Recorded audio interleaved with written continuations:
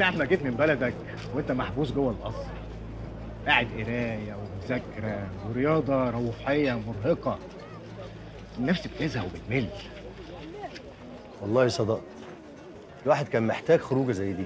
طبعا لازم تفك رجليك، تشم هوا، تشوف ناس مختلفه، ممكن كمان تعتبرها زياره عمل.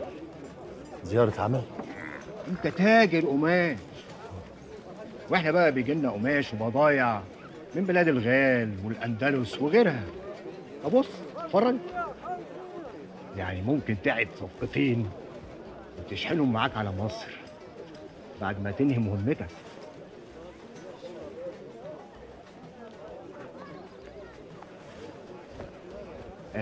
هستأذنك كده اشوف حاجه في السوق وارجع لك على طول. براحتك، هتلاقيني واقف هنا في نفس المكان ده. عاكف، انت طلعت جدع قوي، متشكر. تحت امرك.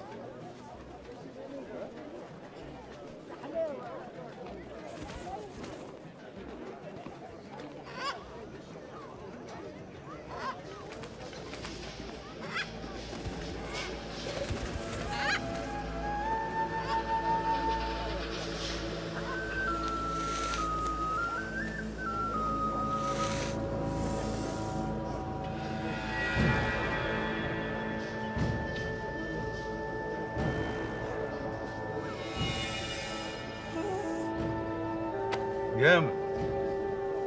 نعم. في ايه يا عم انت؟ متين. والله؟ لا كله الا كده، ده انا اتعبك قوي. نزل ايدك دي. باين عليك عبد صعب الميراث زي ما قال صاحبي. ايه اللي انت بتقوله ده؟ سنان. هاتوه. سنان؟ يا عاكف تعالى معايا يا عم. اوعى يا عم انت. هاتوه. اوعى ده. اوعى عاكف. يلا.